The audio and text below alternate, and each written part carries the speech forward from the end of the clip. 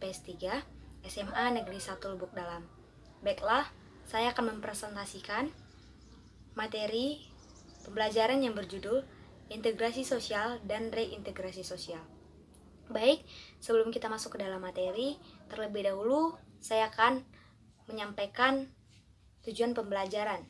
Yang pertama adalah mendeskripsikan integrasi sosial sebagai upaya penyelesaian masalah konflik dan kekerasan.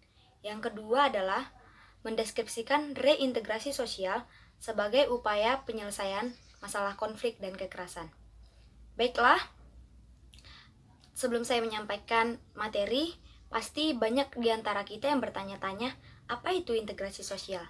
Nah, menurut KBBI, integrasi sosial adalah pembaruan sesuatu yang tertentu sehingga menjadi satu kesatuan yang utuh dan bulat.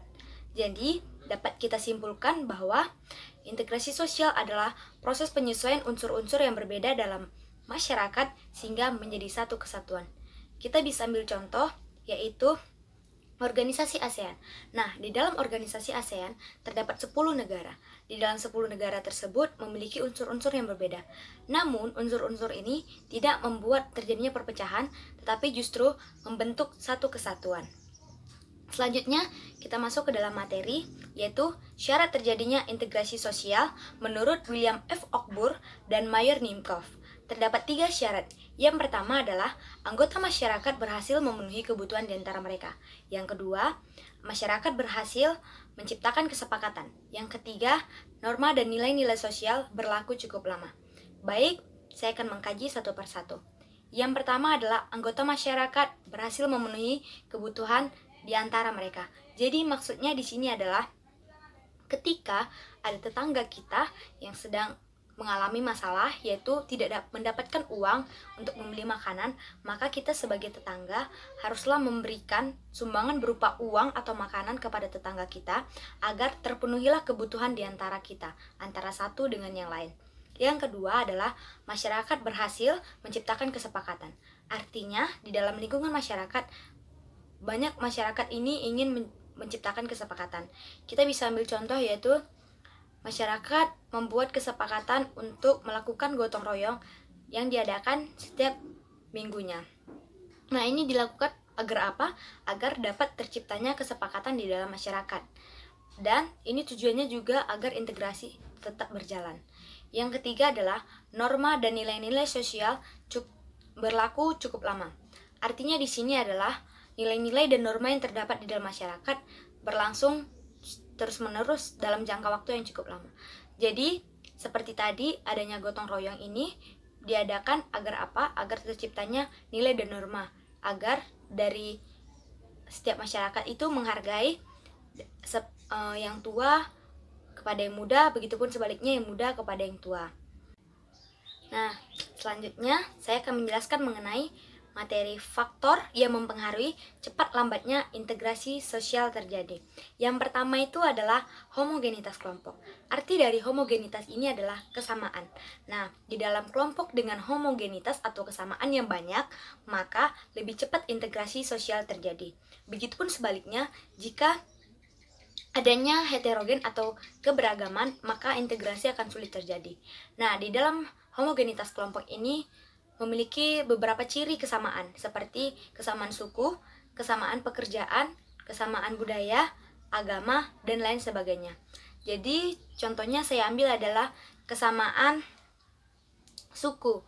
Misalnya, suku Batak berbicara menggunakan bahasa Batak kepada orang Batak pula, maka integrasi akan cepat terjadi.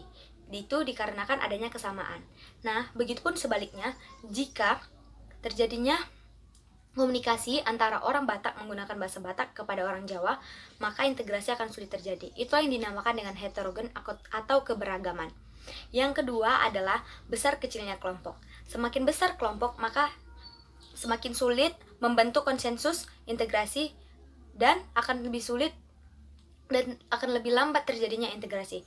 Begitupun sebaliknya, semakin kecil kelompok, maka semakin mudah dilakukannya konsensus integrasi, dan integrasi pun akan cepat terjadi. Nah, kita bisa ambil contoh di dalam kelompok yang besar ini adalah dalam perusahaan. Nah, di dalam perusahaan ada terdapat banyak sekali individu seperti pegawai-pegawai. Nah, di dalam kelompok besar ini akan sulit terjadinya integrasi karena tidak setiap individu yang ada di tempat itu saling berkomunikasi. Berbeda dengan kelompok kecil, yaitu kita ambil contohnya keluarga. Nah, di dalam keluarga ini hanya terdapat beberapa anggota atau beberapa individu seperti ayah, ibu, kakak, dan adik. Nah, di dalam kebetulan juga mereka ada di dalam satu tempat yang sama. Nah, dengan seperti itu, komunikasi atau integrasi akan cepat terjadi. Nah, yang ketiga itu adalah mobilitas geografi atau disebut juga dengan perpindahan tempat. Nah, jadi semakin sering masyarakat datang dan pergi, maka semakin sulit juga integrasi akan terjadi. Dikarenakan masyarakat yang pergi dan datang itu harus kembali beradaptasi dengan lingkungan yang baru dan kebudayaan yang baru. Contohnya itu pada pekerjaan.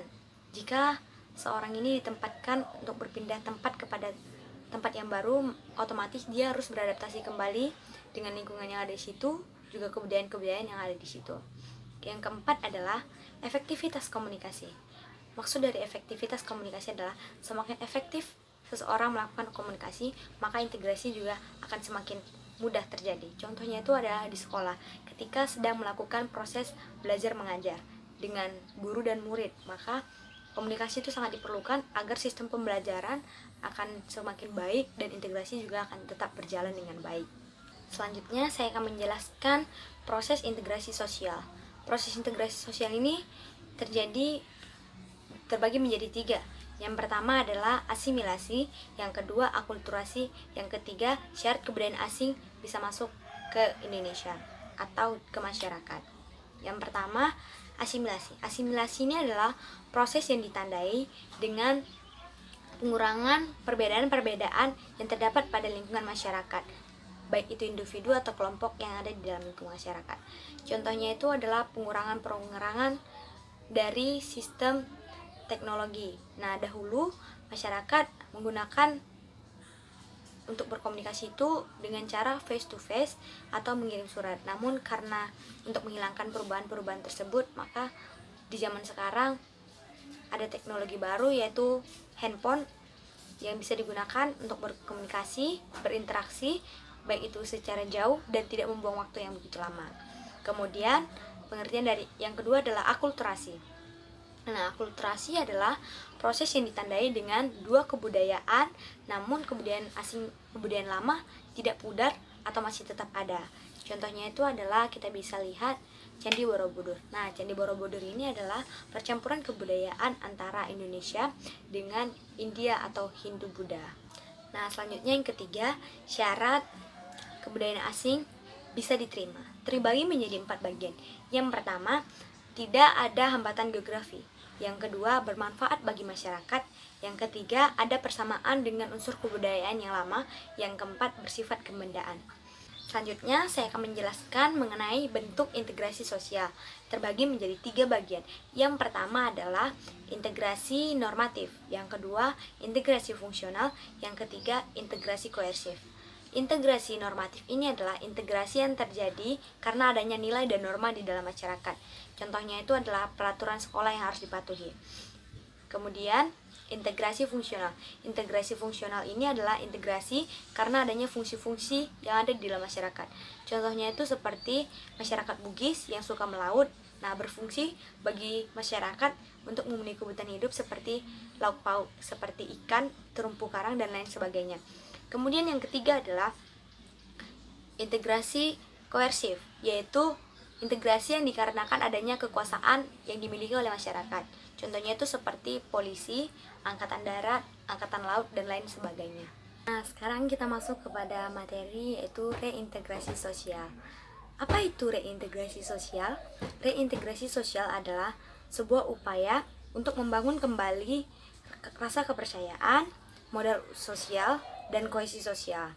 Nah, proses ini bukanlah proses yang mudah. Proses ini cukup sulit dan sangat membutuhkan waktu yang cukup lama. Nah, seperti yang saya katakan tadi, untuk menjalani yang namanya reintegrasi sosial ini tidaklah mudah. Akan ada di mana satu titik di mana masyarakat akan merasa bosan, Nah, di sini rasa bosan terbagi menjadi dua, yaitu progres dan regres. Progres ini membawa dampak positif kepada masyarakat dan menguntungkan masyarakat. Sedangkan regres ini membawa dampak negatif kepada masyarakat dan merugikan masyarakat. Nah, adapun contoh dari progres ini yang pertama adalah tersedianya listrik sampai kepada pelosok-pelosok desa. Yang kedua adalah semakin meningkatnya alat komunikasi dan hingga bisa sampai kepada pelosok-pelosok desa. Yang ketiga, pendidikan juga semakin berkembang sehingga orang di desa juga bisa mengenyam yang namanya pendidikan. Nah, adapun contoh dari regres ini yaitu regres yang membawa dampak negatif ini, yang pertama adalah semakin banyaknya remaja-remaja atau masyarakat yang mengkonsumsi narkoba atau narkotika. Yang kedua adalah Indonesia sering terjadi namanya terorisme yang membuat masyarakat banyak yang meninggal. Kemudian banyaknya infrastruktur masyarakat menjadi rusak. Nah, adapun reintegrasi ini sangat mempengaruhi perubahan pada lembaga-lembaga kemasyarakatan yang dapat memudarkan nilai dan norma yang ada di dalam masyarakat. Nah, yang membuat keadaan itu menjadi chaos atau hancur atau kacau dan bahkan sampai kepada yang namanya anomi atau tidak adanya aturan. Nah, ini akan mengarah kepada masyarakat, contohnya itu gelandangan atau pengemis. Ini terjadi karena apa? Karena memudarnya nilai dan norma yang ada di dalam masyarakat. Juga perubahan-perubahan yang terjadi di dalam lembaga-lembaga kemasyarakatan. Jadi banyak sekali masyarakat Indonesia itu menjadi terlantar dan tidak tentu arah. Nah, di dalam hal ini juga ada tokoh yang bernama Sukanto juga menyampaikan pengertian dari reintegrasi sosial, yaitu proses pembentukan nilai dan norma untuk menyesuaikan diri dengan lembaga-lembaga yang telah berubah. Nah, adapun tujuannya disimpulkan ini adalah agar lembaga-lembaga kemasyarakatan yang ada di Indonesia tidak menjadi pudar nilai dan normanya, agar negara Indonesia ini tetap terus berkembang dan berkurangnya yang namanya pengemis dan gelandangan. Terima kasih, jika ada kesalahan saya minta maaf. Selamat siang.